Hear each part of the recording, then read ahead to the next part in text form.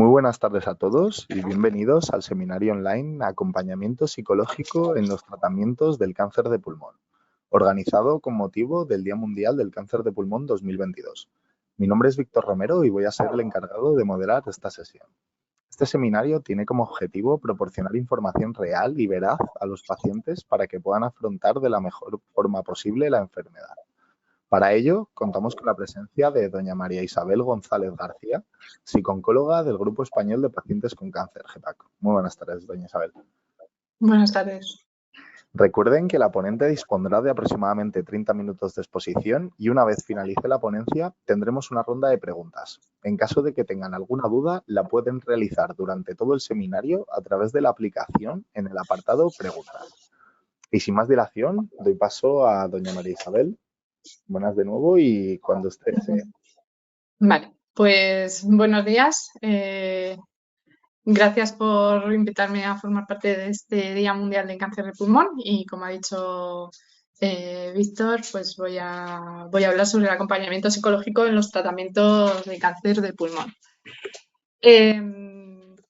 Sin entretenerme mucho, porque obviamente ya ha habido otros profesionales que han dedicado mucho tiempo y obviamente tampoco es mi campo la medicina, pero sin entretenernos mucho en lo que es el cáncer de pulmón, simplemente pues dar algunas pinceladas sobre que es uno de los cánceres más comunes en el mundo, tanto en hombres como en mujeres. Está subiendo en la incidencia anual, en el caso de mujeres está incrementándose también porque en las últimas décadas cada vez hay más mujeres fumadoras y a nivel mundial el cáncer de pulmón supone un 18,40%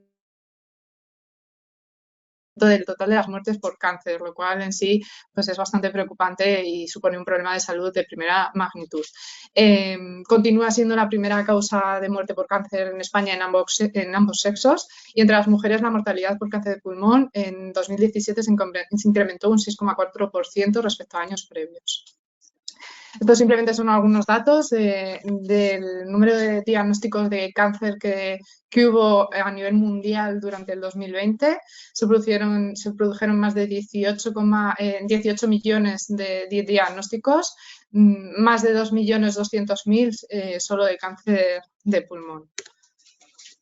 En cuanto a los factores de riesgo, obviamente el tabaco es uno de los principales factores de riesgo para desarrollar un cáncer de pulmón. Es el agente causante del más del 80% de los casos de cáncer de pulmón. También el tabaquismo pasivo, el contacto con contaminantes como el amianto, los hidrocarburos aromáticos, el arsénico y el níquel.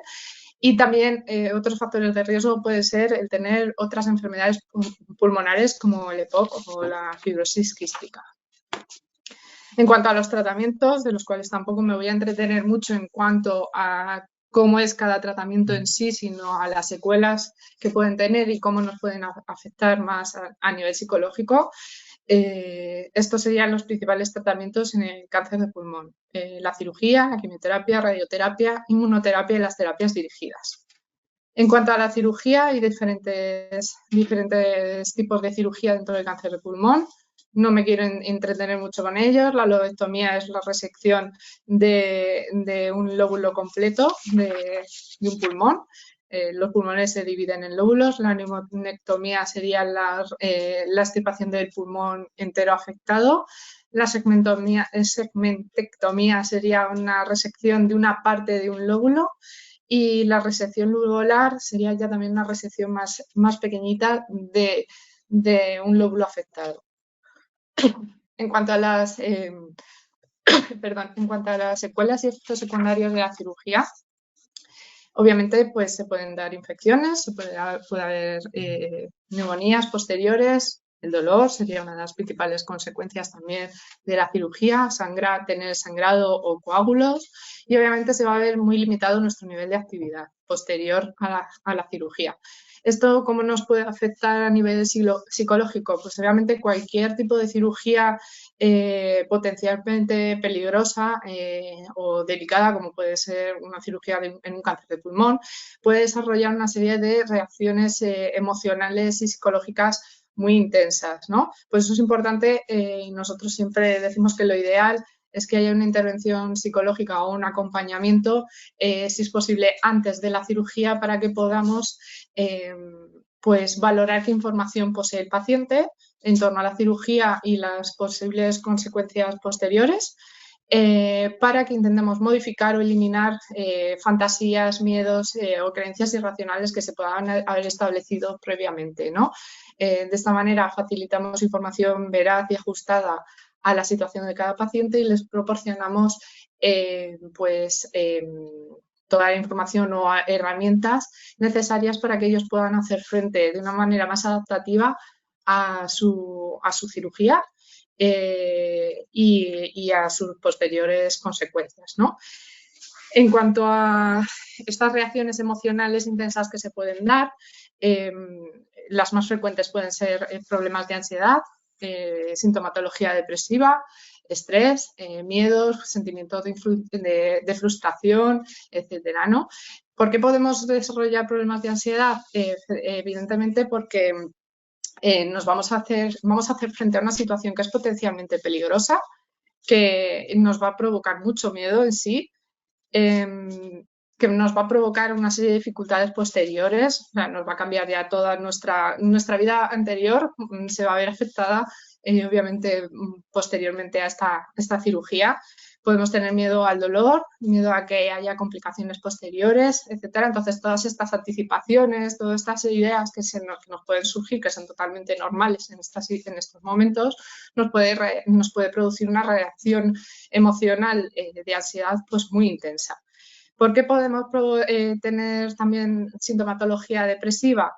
Pues porque obviamente estamos haciendo frente a una serie de pérdidas que ya de por sí ha provocado el diagnóstico de la enfermedad, que es posible que también tengamos que hacer cambios posteriormente a esta cirugía, que nuestra vida social, familiar, laboral se va a ver afectada, con lo cual tenemos que hacer frente a muchas pérdidas que nos puede afectar muy negativamente a nuestro estado de ánimo y podemos llegar a desarrollar pues sintomatología depresiva importante, ¿no? También podemos desarrollar problemas de imagen corporal.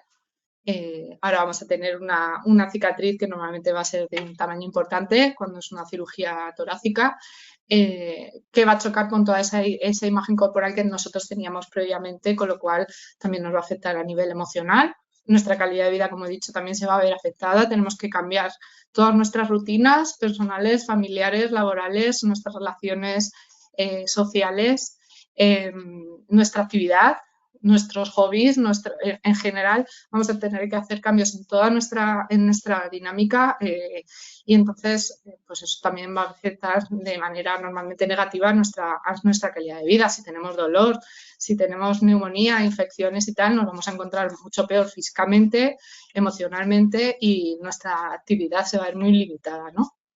Y también podemos desarrollar miedos o fobias relativas a las secuelas, a los tratamientos, etcétera, ¿no? Pues, por ejemplo, evitar mirar nuestra cicatriz porque nos recuerda nuestra enfermedad, nos da miedo, nos resulta desagradable, ya no nos vemos como antes, igual sexualmente nos vemos peor, entonces ya se va a ver limitada nuestras relaciones sexuales con nuestra pareja, etcétera, ¿no? Entonces podemos llegar a desarrollar realmente fobias y conductas evitadoras con respecto a nosotros mismos, ¿no? Ya el hecho de tocarnos o de curarnos la zona que nos han tratado, ¿no? O nuestras heridas, pues también nos va a limitar mucho. En cuanto a la quimioterapia y el resto de tratamientos, como vamos a ver, lo que es la sintomatología psicológica va a ser muy común, con lo cual no me voy a entretener mucho, pero bueno, para que sepáis que se pueden producir todo este tipo de problemas a nivel emocional y que son muy comunes. La quimioterapia Hay varios tipos, se puede dar previa a la cirugía para disminuir el tamaño del tumor, se puede dar posteriormente a la cirugía para asegurar que el tratamiento sea lo más exitoso posible, puede ser paliativa, hay diferentes administraciones, tipos de administración, tipos de quimioterapia y efectos secundarios pues, muy numerosos y muy variados. Aquí voy a poner los más frecuentes, pero bueno, pues más frecuentes serían la caída de cabello, la anemia, la sensación de cansancio, fatiga, pueden darse diarreas o estreñimiento, úlceras en la boca, sangrados, infecciones, náuseas, vómitos y dolor. Todo esto, como en el caso de la cirugía, pues va a afectar de manera negativa a nuestra calidad de vida. Si yo estoy todo el rato pues, con diarreas, por ejemplo, voy a estar muy cansada, voy a encontrarme muy mal, voy a sentirme muy mal. Por tanto, también mis relaciones sociales se van a ver muy limitadas. Voy a salir menos, voy a interactuar menos con la gente. Aparte, si tengo infecciones o estoy bajita de defensas, que es muy frecuente con la quimioterapia, también voy a tener que reducir esas relaciones sociales para evitar coger, pues, por ejemplo, una gripe o cualquier otro tipo de infección que me pueda afectar muy negativamente a mí, porque mi sistema inmune va a estar más afectado y, por tanto, pues todo esto se va a minar toda mi calidad de vida. También puede producirse toda esta sintomatología emocional de ansiedad y depresión, podemos desarrollar miedos y fobias muy intensos, hay pacientes que incluso pueden desarrollar reacciones condicionadas anticipadas de manera negativa, pues por ejemplo, náuseas y vómitos anticipados antes incluso de que nos hayan dado el ciclo de quimioterapia, simplemente con oler el hospital, acercarnos a él o el día previo, porque ya sabemos que al día siguiente nos van a poner la quimioterapia, pues podemos ya empezar a sentir esas náuseas. Entonces, bueno, es importante si tenemos este acompañamiento de un psicólogo que lo podamos detectar para ayudar al paciente a transitar en estos momentos tan difíciles y bueno, que no se desarrolle realmente esa fobia, ¿no? Porque una fobia puede ser muy limitante en la vida de los pacientes y puede afectarlos de manera muy negativa, no solo a nivel emocional, sino a la hora de toda la parte de la aplicación de los tratamientos. Entonces, bueno, es importante en estos casos detectar si se está dando este tipo de situaciones para que podamos ayudar al paciente a superarlas, a enfrentarnos a esos miedos y a esas fobias y darles las herramientas necesarias para que ellos puedan manejar la ansiedad y esta sintomatología y eliminar o habituar esta sintomatología anticipada para que bueno, pues se puedan seguir dando su tratamiento, ¿no? Obviamente también pueden darse problemas en la imagen corporal, esta pérdida de cabello, tengo la piel más cetrina, me veo peor, estoy más delgado, etcétera, ¿no? Entonces, bueno, pues obviamente mi imagen corporal se va a ver afectada. En cuanto a la radioterapia, pasa lo mismo como con la quimioterapia. Se puede dar de manera posterior a la cirugía, se puede dar previamente a la cirugía para intentar reducir el tamaño del tumor, o de manera paliativa para simplemente control sintomático cuando ya no hay opciones de curación. Hay diferentes modalidades de aplicación y también numerosos efectos secundarios. Entre los efectos secundarios más frecuentes de la radioterapia, pues alteraciones en la piel, náuseas y vómitos, dolor, cansancio, pérdida de apetito, problemas respiratorios y dificultades para tragar. No hay que olvidar que la radioterapia torácica en el cáncer de pulmón, pues obviamente nos va a afectar a toda la zona de nuestro tracto respiratorio, etcétera, ¿no? En el caso de que se tenga que dar radioterapia a nivel cerebral porque haya alguna metástasis a nivel cerebral, pues también pueden darse problemas de concentración y memoria. No lo he dicho antes, pero la quimioterapia también puede producir ese síndrome, esa sintomatología tóxica que nos puede dificultar la concentración, la memoria, etcétera, y por tanto, obviamente, nuestra calidad de vida. Como en casos anteriores, en los anteriores tratamientos de los que he hablado, se va a ver mermada nuestra calidad de vida, se puede producir una sintomatología emocional intensa y problemas de la imagen corporal. La inmunoterapia es otro tipo de tratamiento que pretende estimular el sistema inmunitario de la propia persona para que reconozca las células tumorales como malignas.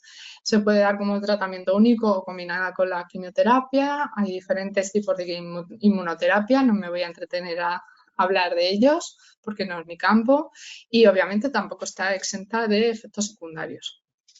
Los más frecuentes, pues problemas hormonales, aumento de peso, fatiga, fiebre, escalofríos, náuseas, diarreas y erupciones en la piel, por decir algunos, ¿no? Obviamente, esto va a afectar a mi calidad de vida, puedo desarrollar sintomatología ansiosa o depresiva de manera intensa, puedo desarrollar incluso también miedos, fobias y tener problemas con mi imagen corporal, ¿no? Como en los casos anteriores. Y ya por último, las terapias dirigidas, que es otro tipo de terapia bastante innovadora, bastante novedosa, que está enfocada directamente en el tipo de mutación que tenga el paciente, ¿no? Intenta actuar bloqueando los mecanismos que favorecen el crecimiento y el desarrollo celular, así reduciendo o frenando el desarrollo tumoral. Incluso algunos también intentan evitar esa vascularización de los tumores para afectando indirectamente al desarrollo y a la difusión de estos. Diferentes modalidades y diferentes sintomatologías secundarias que nos va a afectar a nuestra calidad de vida, a nuestras emociones, a nuestro estado emocional. Podemos desarrollar problemas de imagen corporal, igual que con los tratamientos anteriores. Podemos tener hipertensión, fatiga, pérdida de apetito, problemas cardíacos, dolores de cabeza, confusión, náuseas y diarreas. Todo esto me va a afectar a todos los niveles. En cuanto al abordaje psicológico, que es más ya en lo que me voy a entretener,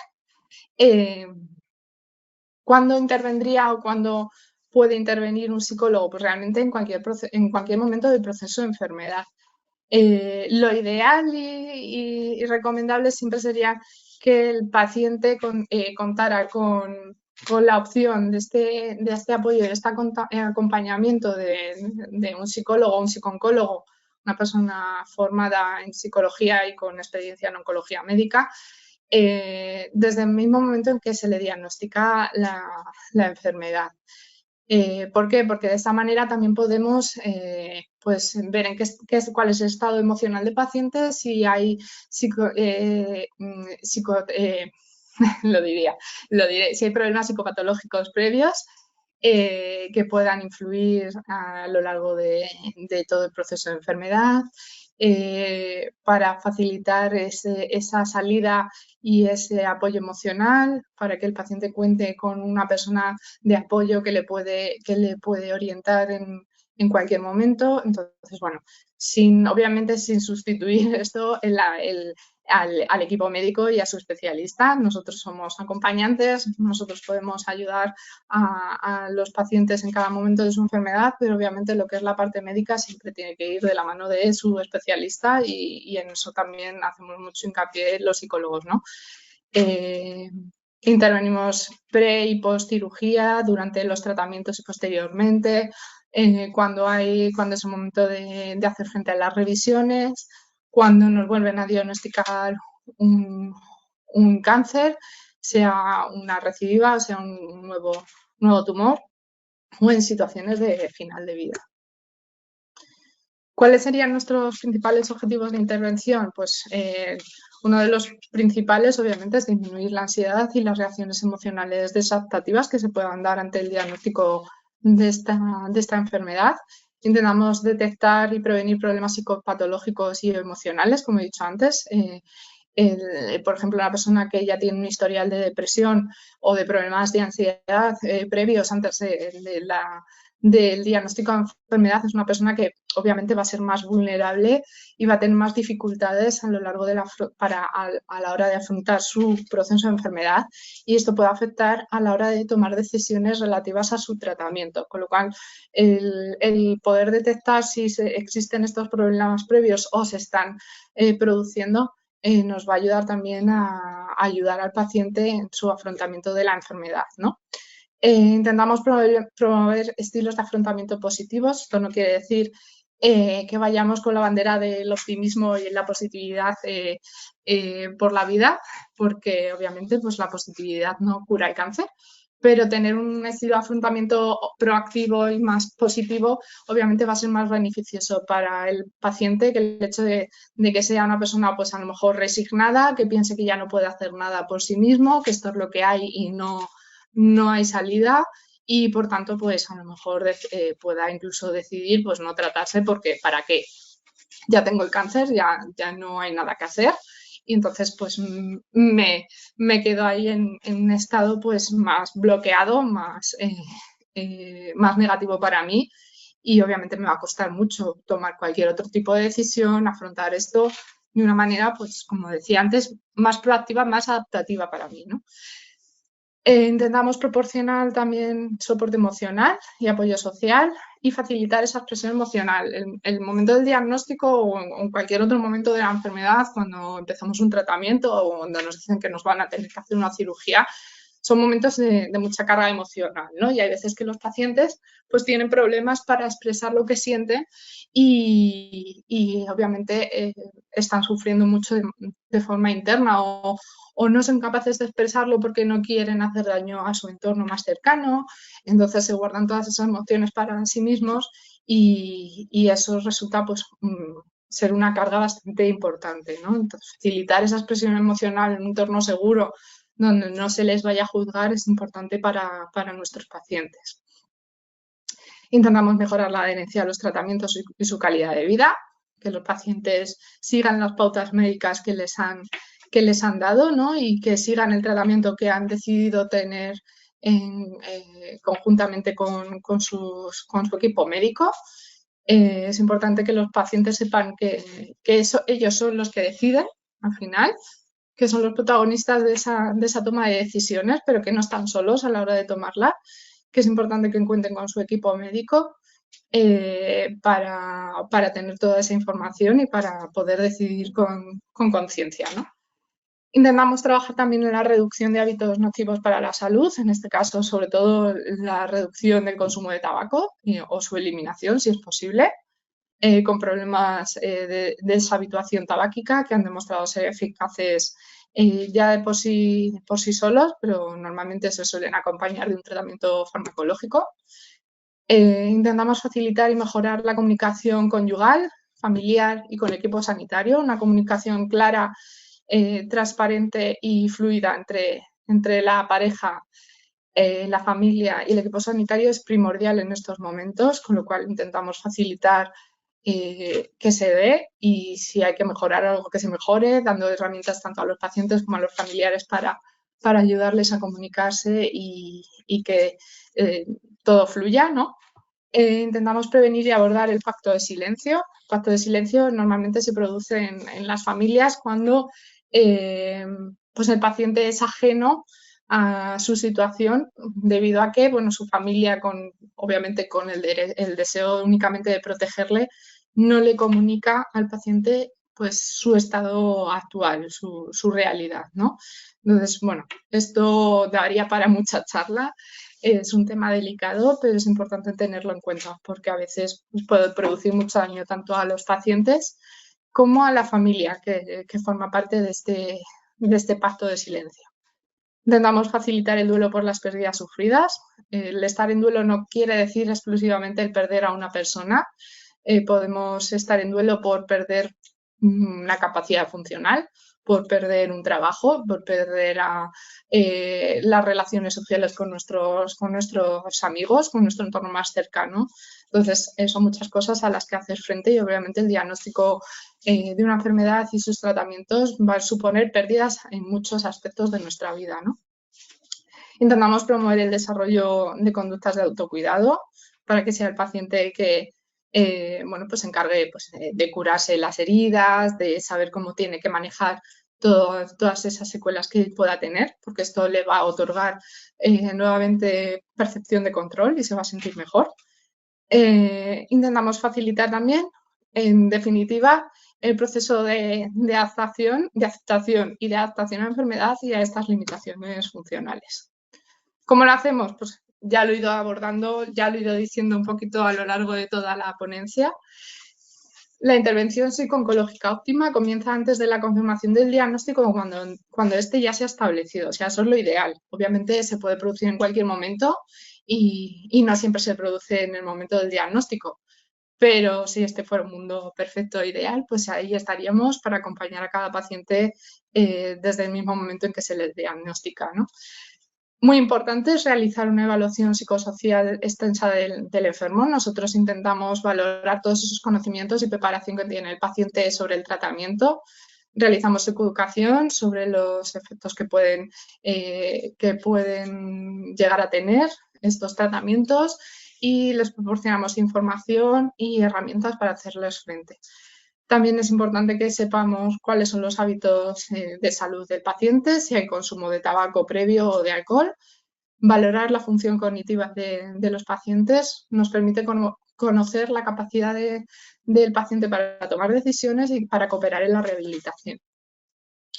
Valorar la ideación autolítica es muy importante. Si hay ideas de suicidio, en un momento dado, sobre todo en el momento del diagnóstico, algunas personas pueden tener esta serie de pensamientos o sentimientos o pueden desarrollarlos a lo largo del proceso de enfermedad conforme va pasando las cosas o puede que nos vayamos encontrando peor, ¿no? Entonces, bueno, es importante que esto también lo valoremos y lo detectemos y estemos pendientes a lo largo de todo el proceso para intentar abordarlo, ¿no?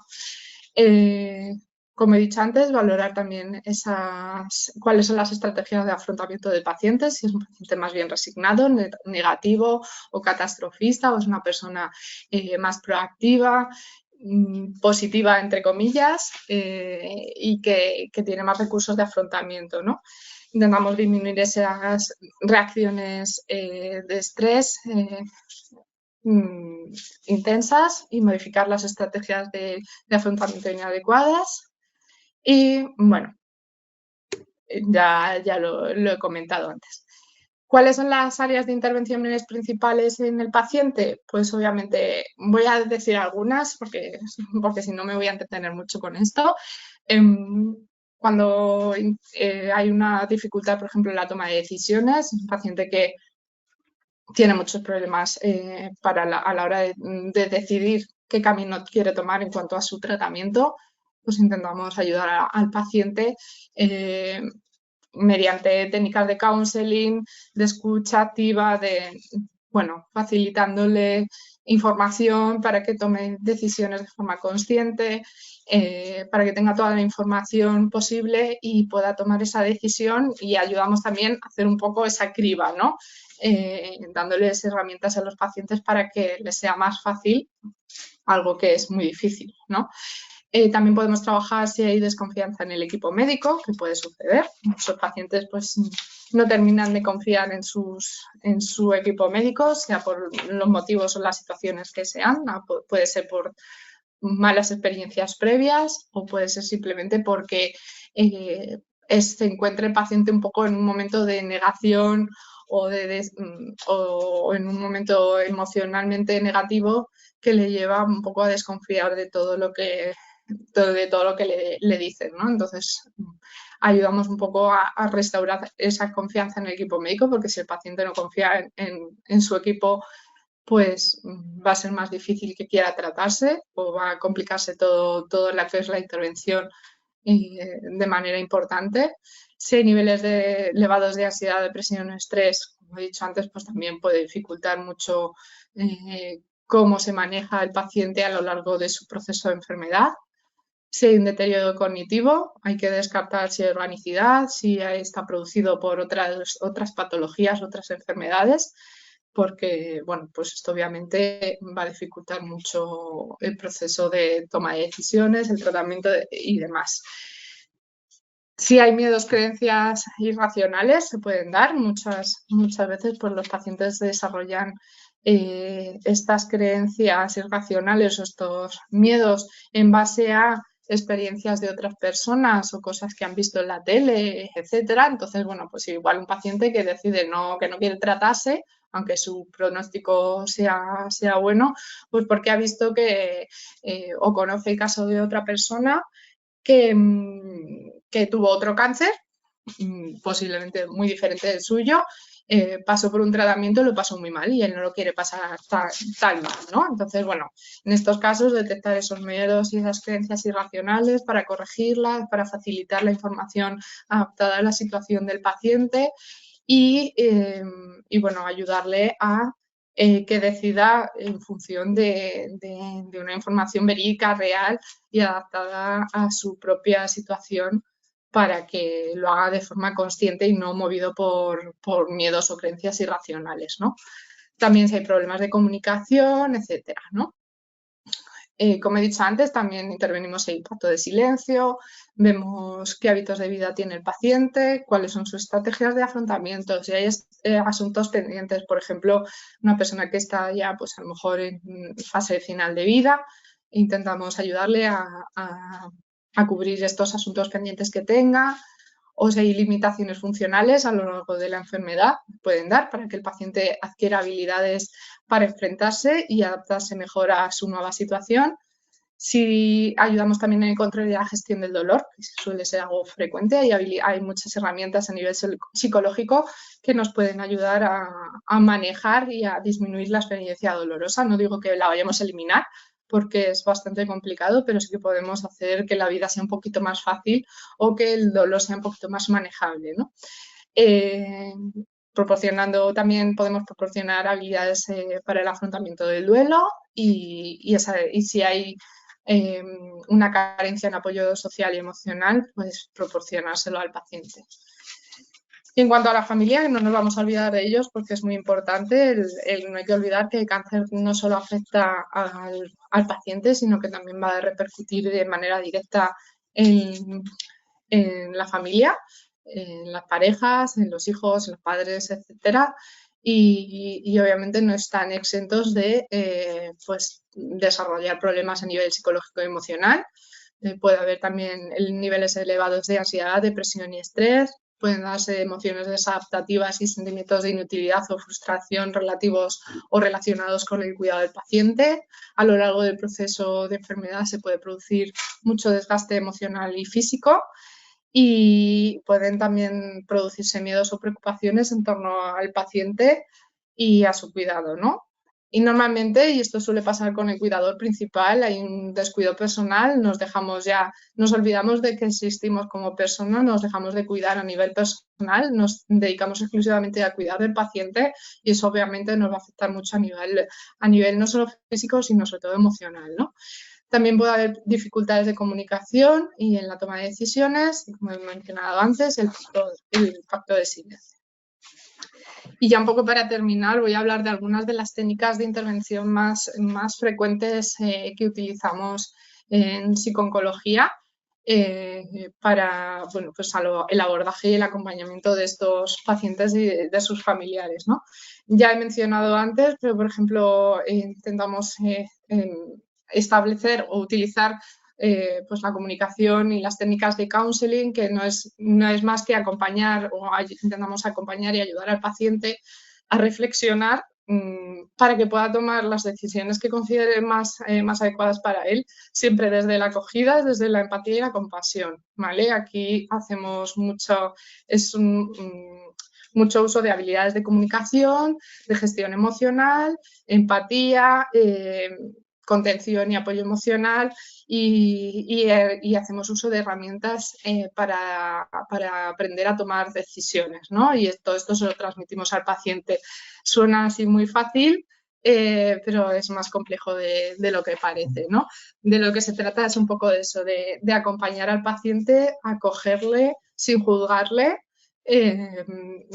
recoger todos esos miedos, esas preocupaciones que pueda tener él y un poco ayudarle a organizar cada cosa, a darle su sentido, su significado y a buscar las herramientas que le ayuden a tomar una decisión pues de manera ya más consciente y, como he dicho antes, no movido por creencias irracionales, miedos, etcétera, ¿no?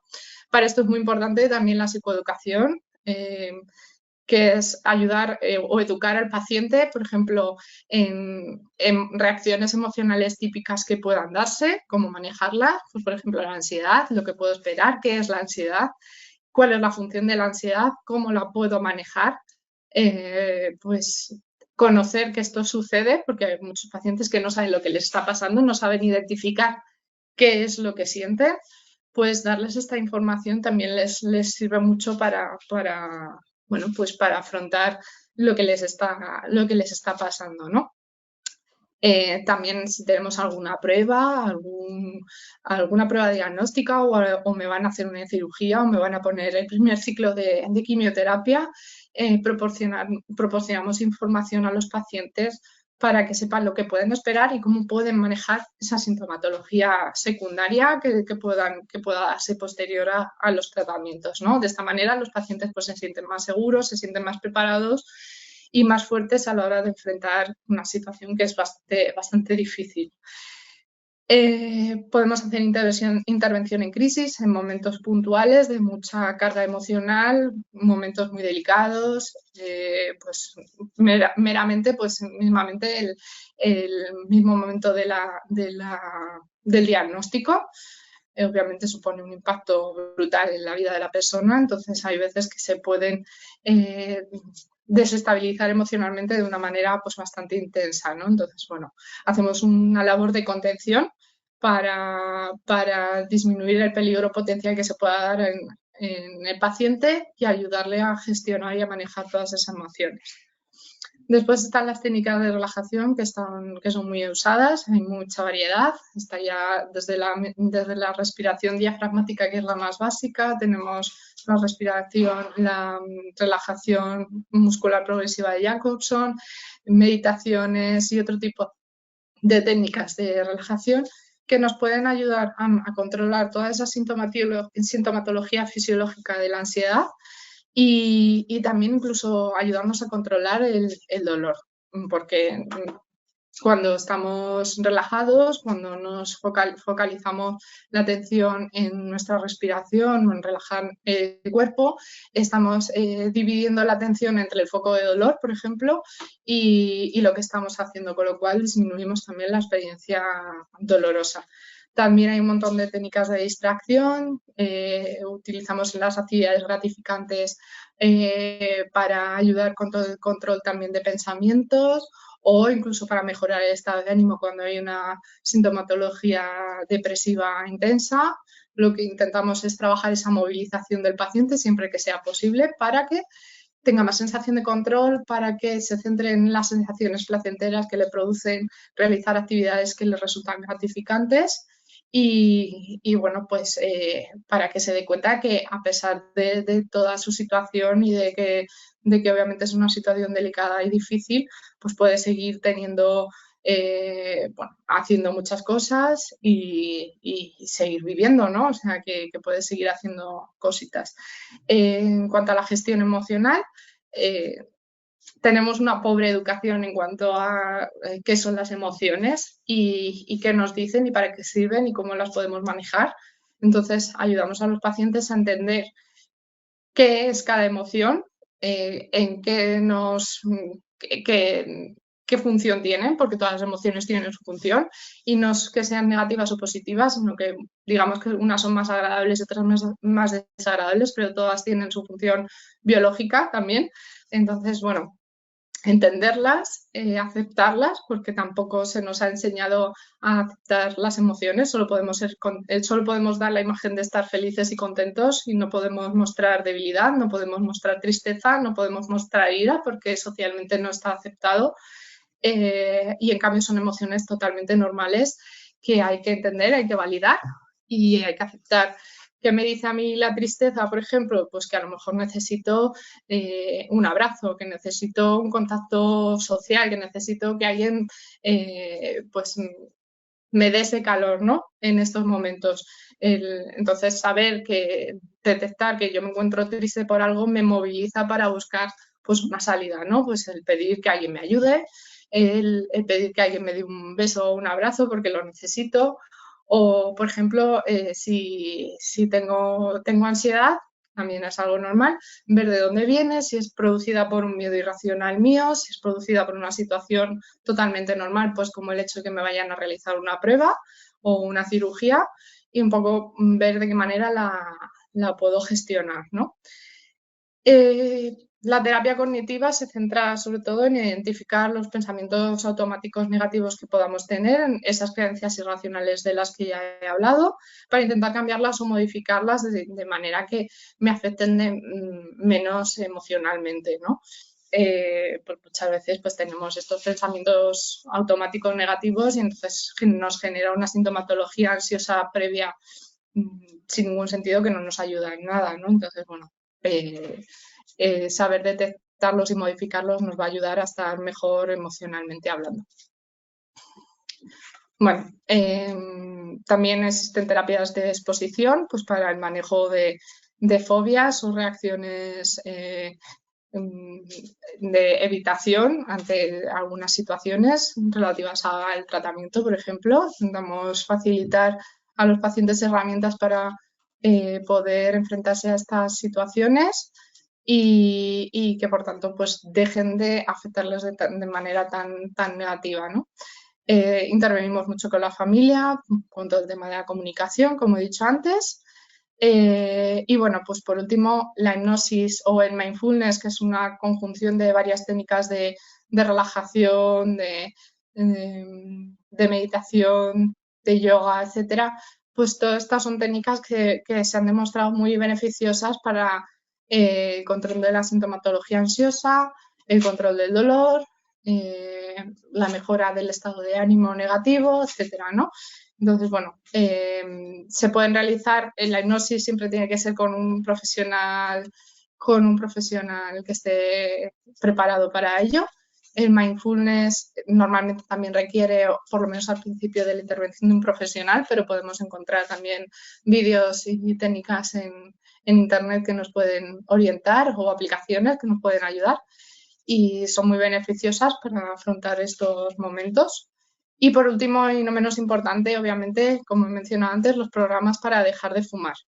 A nivel psicológico hay programas de deshabituación tabáquica que han demostrado ser eficaces. Normalmente suelen darse junto con el tratamiento farmacológico, pero se pueden hacer también de manera independiente. Y obviamente aquí sí que es recomendable que sea siempre llevado por un profesional de la psicología. Ya por último, bueno, en resumen, ¿qué intentamos hacer? Pues ayudar y acompañar en el proceso de adaptación a la enfermedad, ayudándoles a potenciar, mejorar o cambiar las estrategias de afrontamiento emocional, mejorando esto de esta manera la adaptación a la situación, mejora la calidad de vida y el paciente recupera el funcionamiento personal y social. Y hasta aquí mi intervención. Espero que haya sido de interés y de ayuda a los pacientes y a las personas interesadas.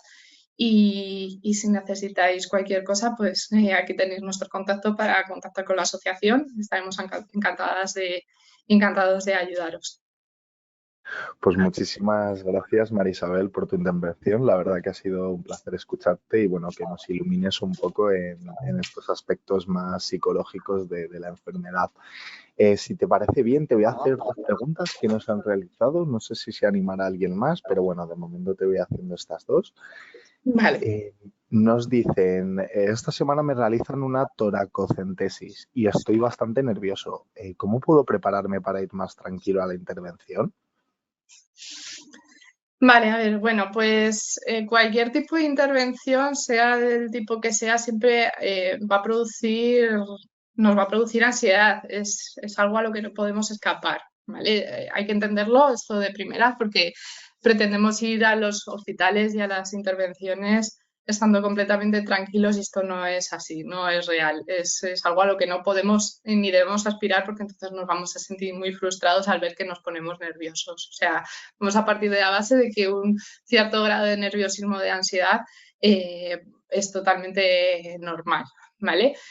Lo segundo que hay que tener en cuenta es un poco qué información me han dado, si tengo alguna duda todavía referente a la intervención, en este caso la toracocentesis, si hay algo que me preocupe sobre la propia intervención o posteriormente a ella, pues lo importante es que podamos contactar o hablar con nuestros especialistas o con alguna parte del equipo médico que nos está tratando para hacerle llegar esas dudas que nos puedan surgir y que no nos quedemos con esa incertidumbre, porque ya de por sí, si cualquier prueba, como he dicho antes, nos genera ansiedad, si encima nos estamos imaginando cosas y nos ponemos nerviosos porque tenemos ideas raras o creencias sobre la propia intervención, pues va a ser todavía mucho peor. Entonces, ver qué necesito saber, qué ideas tengo y qué dudas tengo y tratarlas con los especialistas, ese sería el siguiente paso. Y entre medias, cuando ya todo esto lo tengo claro, ya lo estoy esperando porque me queda una semana para la intervención y demás, e intentar estar lo más ocupado posible en el sentido de darle el menos espacio posible a nuestra cabeza para que se recree con me van a hacer esto, me puede pasar esto, estoy nervioso, etcétera, etcétera, ¿no? Entonces, utilizar técnicas de relajación como la respiración diafragmática, realizarlas a diario, nos va a ayudar a gestionar esa sintomatología fisiológica de la ansiedad.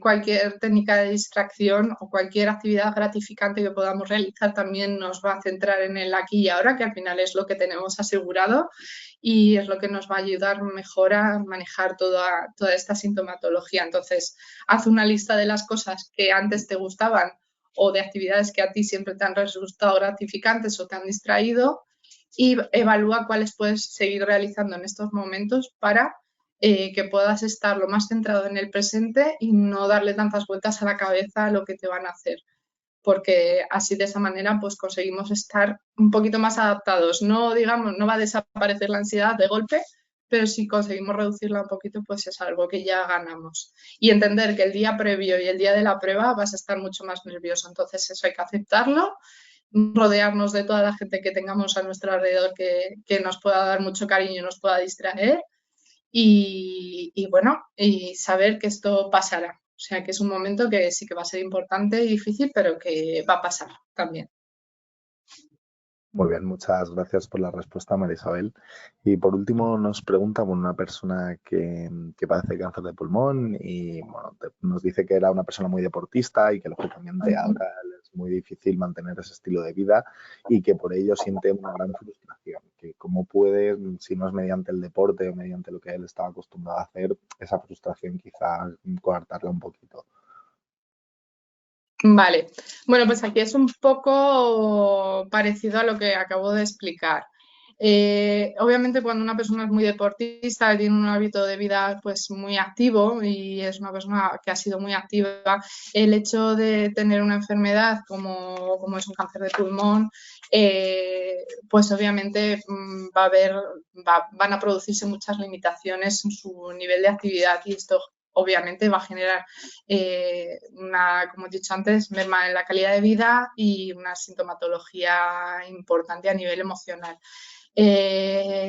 Lo primero y más importante es entender que esto es muy difícil, lo difícil, que nuestra situación actual va a diferir mucho de la previa, aunque psicológicamente o mentalmente nos veamos igual, obviamente no estamos, físicamente no estamos en las mismas condiciones y llegar al punto en el que aceptemos esto es lo difícil, ¿no? No quiere decir que nos tengamos que resignar a que ya no podamos hacer nada, ¿de acuerdo? No es lo mismo resignarte que el aceptar que ahora tienes que convivir con una serie de limitaciones funcionales y adaptar tu nivel de actividad a tu situación actual. Si estamos comparándonos constantemente con el pasado, pues obviamente vamos a sufrir un montón. Entonces, bueno, centrarnos en que esta es nuestra situación actual, este es nuestro presente y ver de qué manera podemos incorporar cosas que siempre hemos hecho o que nos han resultado gratificantes a nuestra situación actual.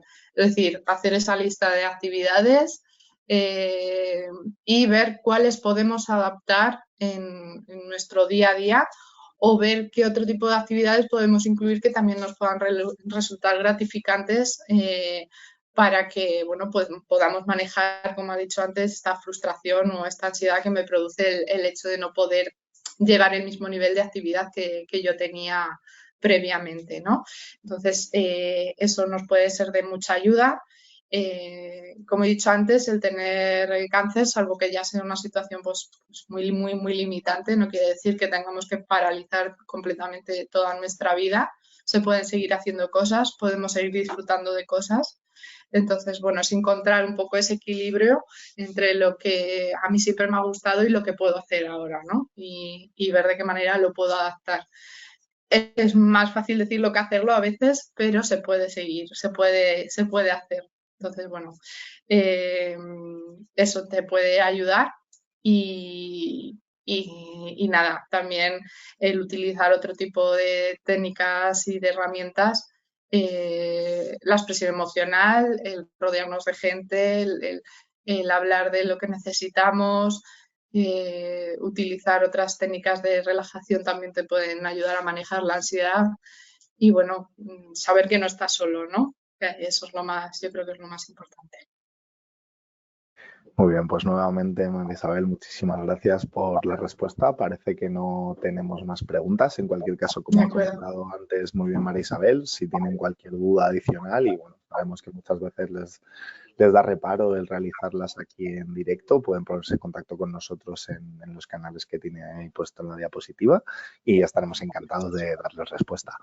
Pues aquí finaliza el seminario Acompañamiento psicológico en los tratamientos del cáncer de pulmón. Agradecemos una vez más a doña María Isabel González su colaboración, totalmente Muchas altruista. gracias. Muchas gracias a Gracias a usted. vosotros.